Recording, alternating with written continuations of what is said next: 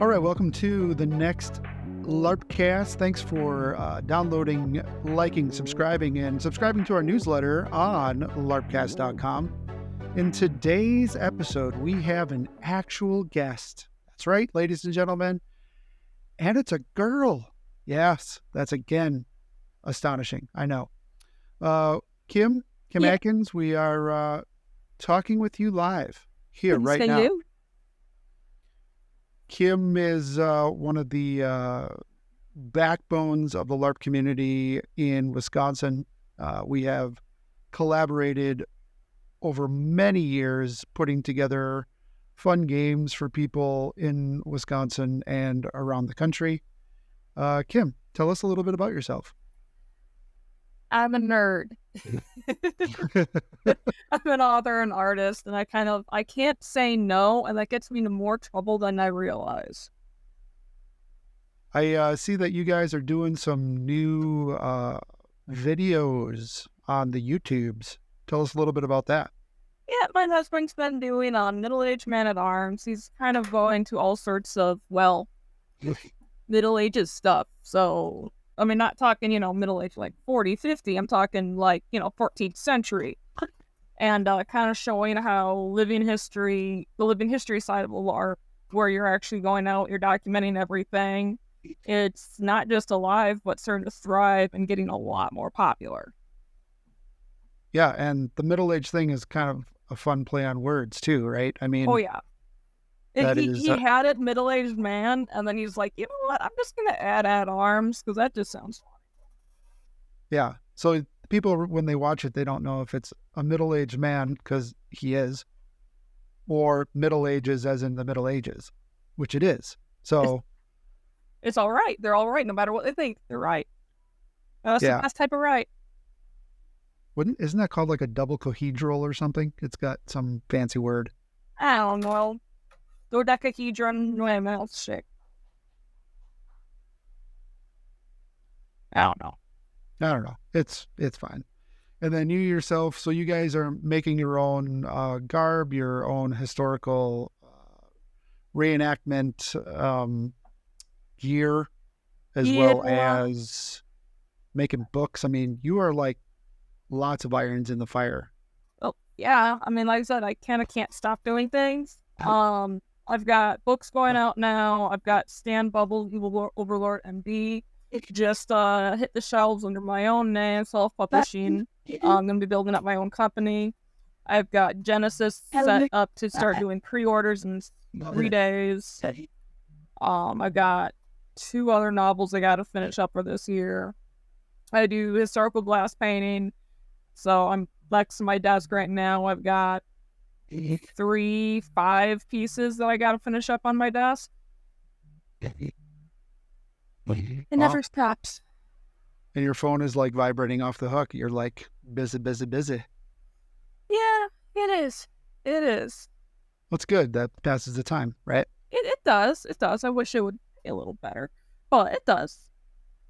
So you guys also were like part of the crew that created a new historical reenactment system. Society of the Middle Ages. We're trying to find that little, take like a Venn diagram of 3. On one side you have experimental archaeology, or XARC for short. Another side you've got living history. Living history does more presentations, but you are dressed up and you're documented as a part. And then you have HEMA, or historical Eastern martial arts. The Society of the Middle Ages, or SOMA, tries to be right in the middle of the 3. So you have people who are, we're only 3 years old, so we're amazed we're countrywide right now. But you've got people who really go heavy in the arts. They're documenting everything. I mean, one of the dresses I'm working on right now, it's straight up from a mid-15th century Spanish book of hours. It is like 1-to-1 off the page. I've got a surcoat that I'm working on that's based off of Edward the Black Prince's surcoat that's hanging up in one of the cathedral he's buried in. So we have all that stuff, and it's all documented. Even our fighting. They have horror fiction, which is pulled from the medieval the manuscripts on combat and how they actually used to handle their tournaments. So we have every bit of this. It's historical. You're going out, you're playing the part. We don't call it characters so much. We call it our portrayals because you are portraying a character or portraying a person who could have lived. That's awesome. And we're going out, we're learning how they did the things by doing the things. Like the other day we just did a quick video on how they used to iron, because cast iron wasn't really a thing until I want to say like 18th century. So how do they smooth their clothes out? Well, they had these little glass baubles that we call linen smoothers, but they would just stick it on a board, and that's how you would smooth your wrinkles out. Just rip Simple down. technology that's kind of forgotten. Oh yeah. I mean, there's so many stories popping up now, like of that Roman dodecahedron that pops up that the experts don't know what it's for. Well, somebody handed it to his mom who does stuff like this, and like what we do, and she's just started knitting away on it and ended up making a glove. So therefore, we discovered that way that they were for making basically tubes of knitted fabric in different sizes. There's another one who had dug up a I want to say 12th century leatherworker's shop and found this bow and tool. He didn't know what it was. Well, eventually, like, you know what? My buddy does this stuff. He does this experimental archaeology. I'll just go to his leather shop, see what he has. And he had one that was identical to what this 12th century bone piece looked like. He's like, what's this for? Oh, it's for burnishing leather. I showed him how to use it. And he's like, wait a minute, you're an expert on this stuff. Don't you know this? He's like, no. Well, I just take it off. He finds it. He doesn't use it. Yeah. So it's kind of really where experimental archaeology and what we do really pulls in. It's scientific, and it helps out the science community in a weird way. Sure. And it's still LARP in its core, because you're, again, portraying a character. Like, I'm not really a queen, but if you go to a SMA event from now until mid-August, I'm queen. And how does one become king or queen? Tournament. Yeah, we have tournament session. It's coming up in next weekend, actually, and just outside of St. Louis. And you go out, you fight by the rules that the current crown sets, and you become the heir. 6 months after that, you're coronated king or queen, and you get to decide what you want to do for your own tournament of secession. So we're being kind of mean to the people who might want to be our heirs. We're making them go through a wheel of pain. Okay. I might have lost some of you there. I think your audio cut out. I don't know if it was an internet connection problem on my side, but I only heard, like, I asked, how does one become a king or queen? You said tournament, and then went into something else. Oh gosh, silly internet being silly, and we're having internet problems too, and we just upgraded. It's kind of infuriating. But no, the current king or queen will have a tournament of secession. Ours is going to be happening next weekend, just outside of St. Louis. And it's generally a combat thing. Ours is going to be a mixture of rattan, which is kind of based off medieval wooden waster fighting, and a Harnisfaction, which is again the historical combat documentable stuff. You win the tournament, you're crowned prince, you're a lady or whoever you're fighting for. Of course, if you're a woman in fight, whoever you're fighting for gets crowned your consort, prince or princess. And then a few months after that, you get coronated when the former steps down. So that we step down in August. So we kind of have a 6-9 month timeline where you're actively on the throne or as a crown. And when you're on the throne, you get to make decisions for the system, for the kingdom. What are the responsibilities of king and queen? We definitely need to kind of keep an eye on kingdom law and uphold kingdom law. It's a little bit different this time going through, because it's our second reign. The first time I actually had to write kingdom law, and I had a couple of really great guys helping me out with that. So right now we're upholding the law, the in-game side. So we're the figureheads. We're the ones that gotta go out, look nice, make sure everybody's doing the part, deal with any quote-unquote in-game drama. So if someone's breaking the rules at an event, or it's kind of otherwise just being a douche. We get a handed award, so we need to go through and go, okay, so you have done this, this person's done, claims they've done these things to have earned their first level knighthood in one of our 3 paths.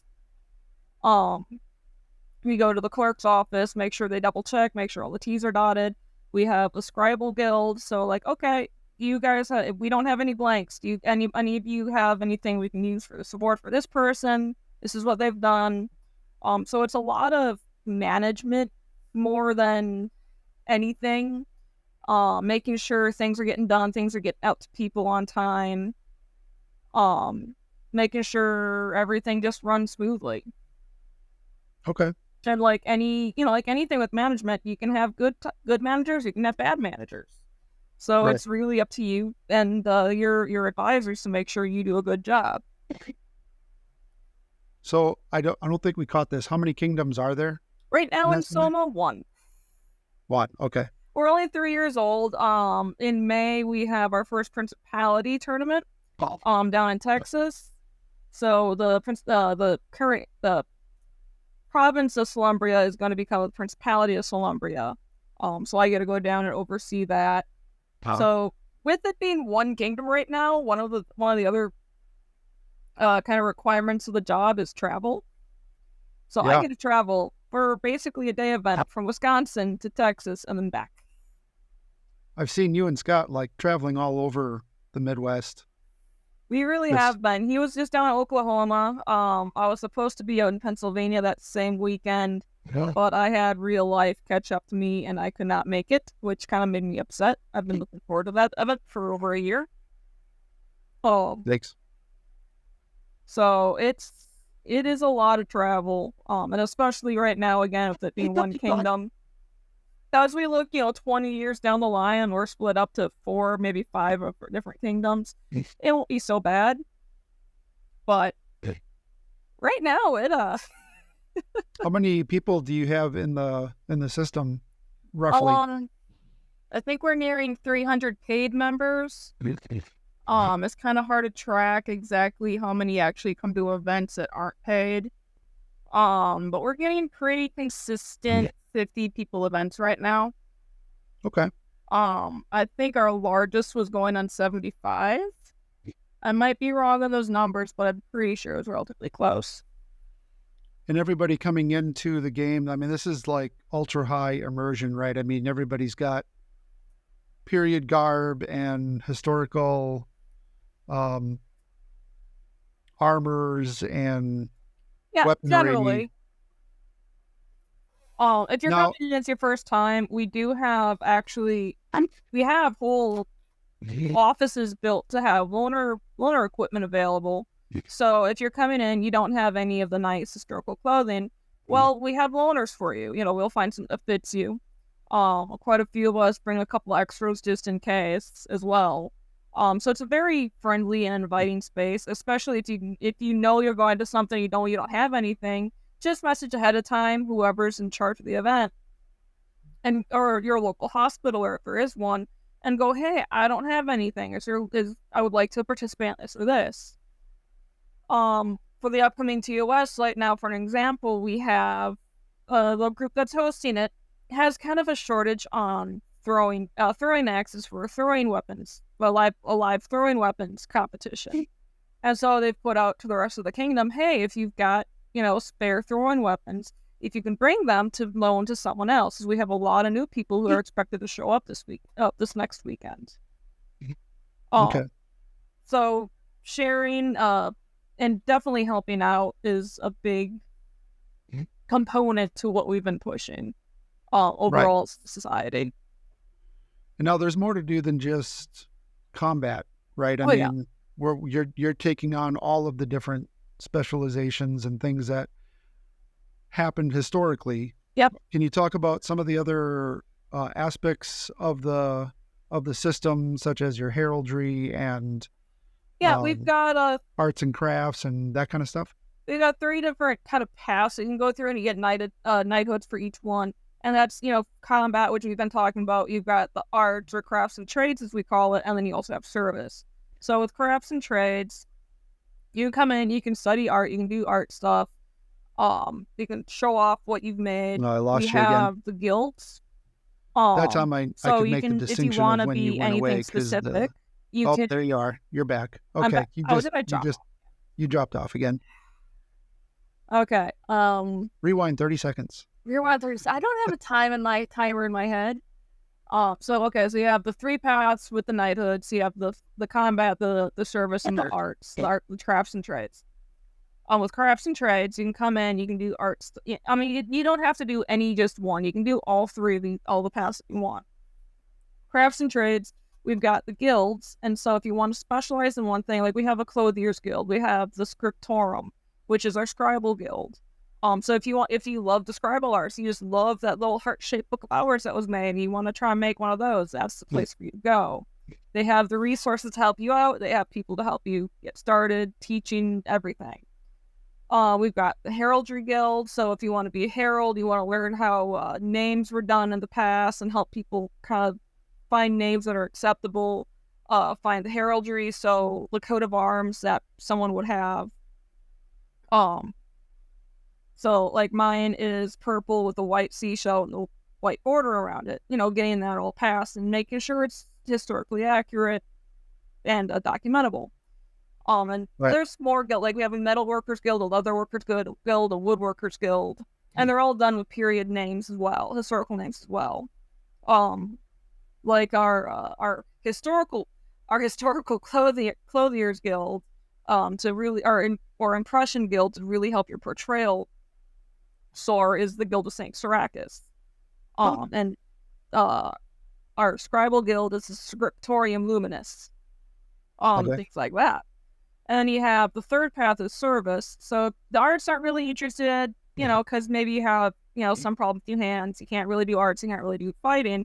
But you still want to participate. You can do service. So this is like watching all the kids. So the moms can go take a class, or maybe the mom's a queen, things like that. So, you're volunteering to watch the kids. You're volunteering to,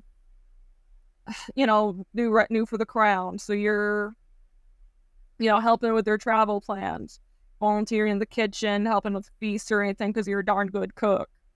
Helping with setup, with tear down, every aspect that you can do aside from, just kind of sitting down and drinking, you can put towards on these paths.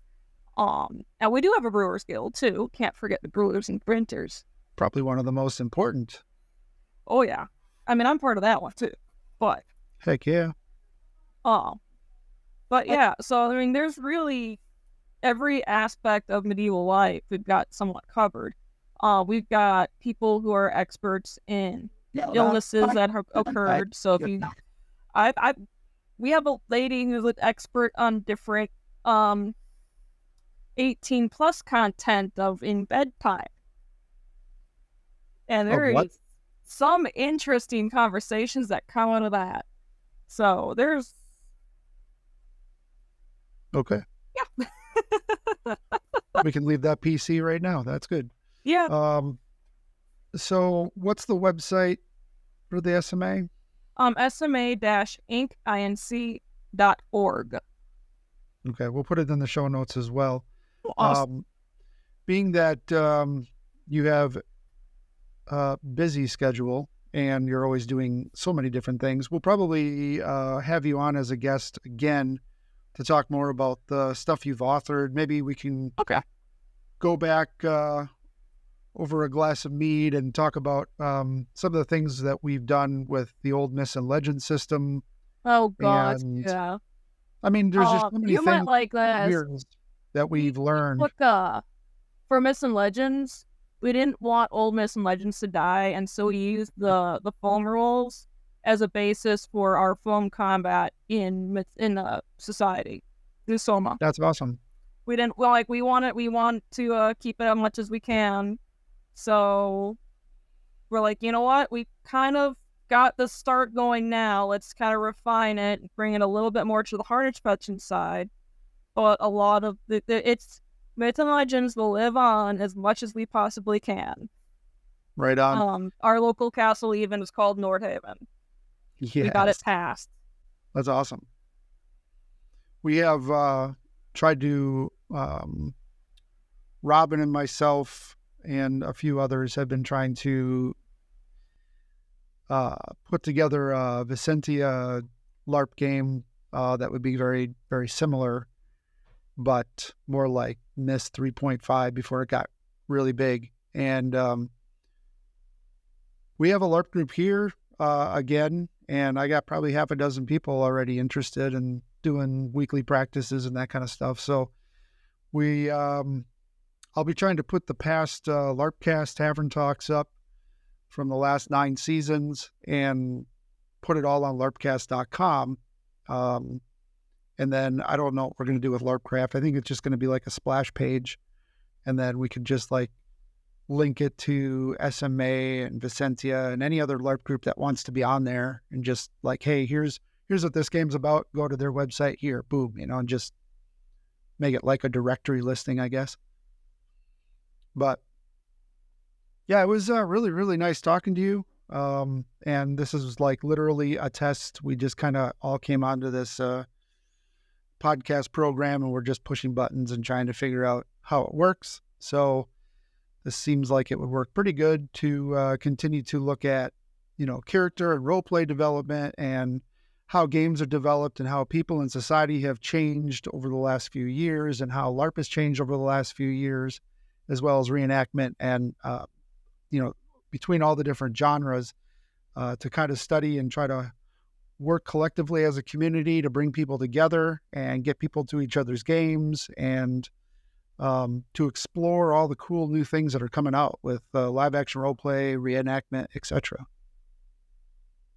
So I guess with that, we will conclude this next episode of LarpCast. If you like what you're hearing, please go ahead, like, share, subscribe. We're on all the major platforms, as well as you can comment on LarpCast.com. Each episode has a downloadable MP3 file, and you can download it and listen to it offline at your leisure and take it and share it with your friends. So thank you all for coming along for the journey. Kim Adkins is a plethora of information and just downright awesome person that I have been able to call a friend for many years. And it's really great to see her and Scott and the whole community making something really happen. So SMA is somewhere that you really want to get into. She's a resource for Q&A on some of that stuff. But again, she's pretty busy running all the different facets of what she's doing. So go to their website, check out their information page, join up as a member, and get ready to have some fun. My name's Artenin. Thank you all for joining us on this LarpCast. Have a wonderful afternoon.